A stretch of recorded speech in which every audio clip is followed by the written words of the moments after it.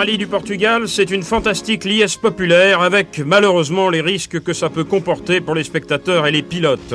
Mais c'est aussi un rallye qui tient une place de choix dans le cœur des équipages, même si l'on a dû préférer le circuit d'Estoril à la montée du Sintra comme théâtre du prologue après l'accident mortel de l'année dernière. Occasion unique de vérifier que les petites Renault 11 Turbo sont bien rapides quand le terrain est plat et qu'ils ne demandent pas forcément 4 roues motrices. Au vu de cette démonstration, on a pu vérifier une fois de plus qu'en sport automobile, l'ennemi numéro 1, c'est le poids. 904 kg pour Ragnotti et Chatriot qui fait ses premiers tours de roue au Portugal et près d'1,2 tonne pour les Lancia, 4 roues motrices, ça pèse lourd. Jeannot Chatriot, un couple qui marche à l'extraordinaire. Il a cru.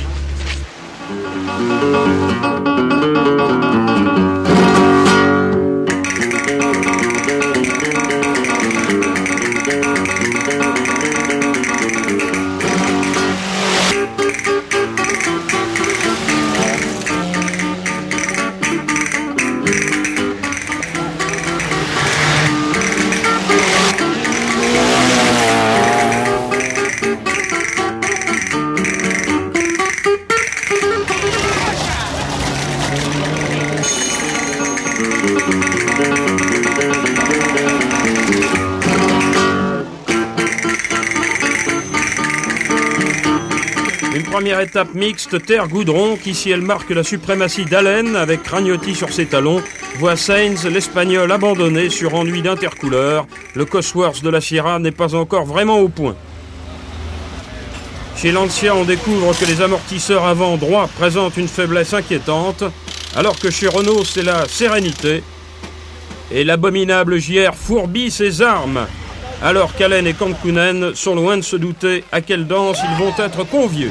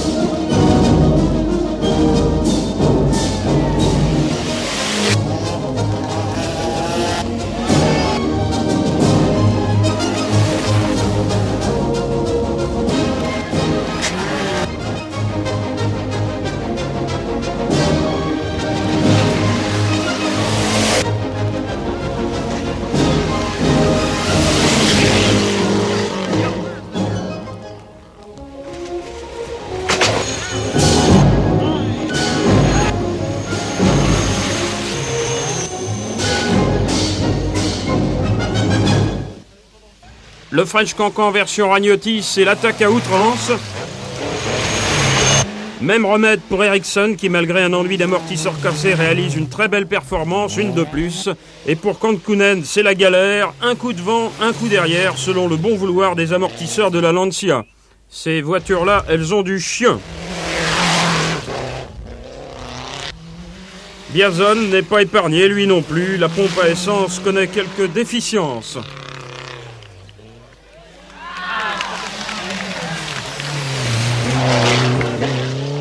Fischer, sur son Audi Quattro privé, ne traîne pas. Il s'installe peu à peu derrière les usines, tandis que la maréchaussée procède à une corrida privée.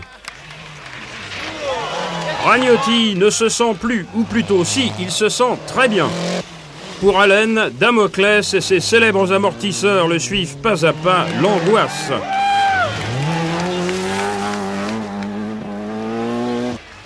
Chatriot, lui, oublie que sur une traction, il vaut mieux mettre de l'appui sur l'avant.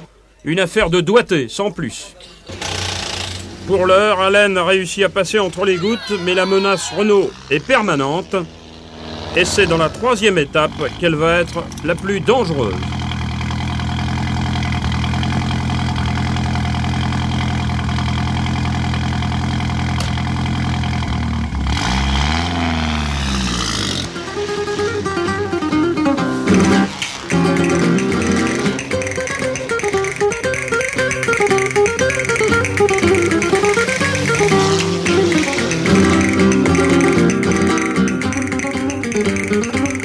quand l'expression « faire mordre la poussière à ses adversaires » prend tout son sens.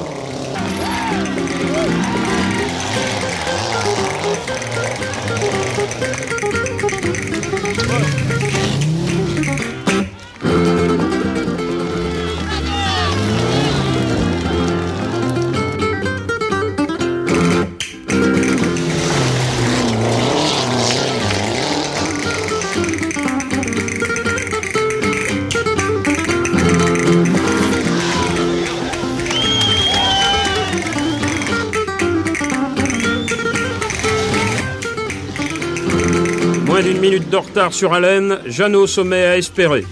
On est toujours deuxième, ils n'arrivent pas à nous rattraper les autres, alors il faudrait que ce soit Furio qui demande à Kankkunen, à Allen d'attendre un tout petit peu sans rien d'arriver quand même. Des petits ennuis de frein comme Jeannot, c'est-à-dire que comme on conduit beaucoup avec le pied gauche pour faire pivoter la voiture, on a des soucis de surchauffe des freins arrière. On est un peu obligé de les purger souvent, mais sinon les voitures vont très bien. Et puis j'ai eu un petit problème de haillon arrière ouvert, je crois que vous l'avez vu.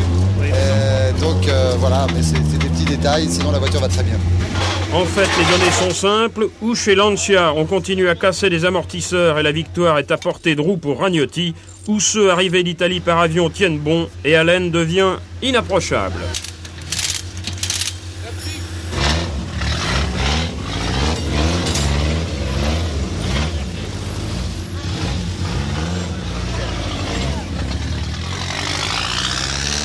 Réponse dès la célèbre spéciale d'Arganil.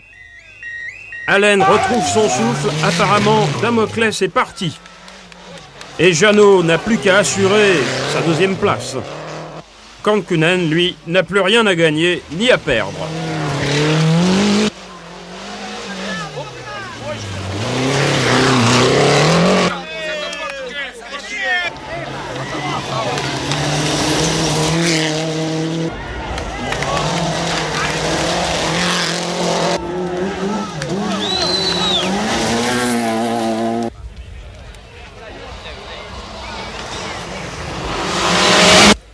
Réponse à ceux qui doutent encore de la popularité des rallyes. Allen a tenu, l'homme du Portugal renoue avec la victoire, mais l'alerte a été chaude, le championnat prend d'un coup un nouveau visage.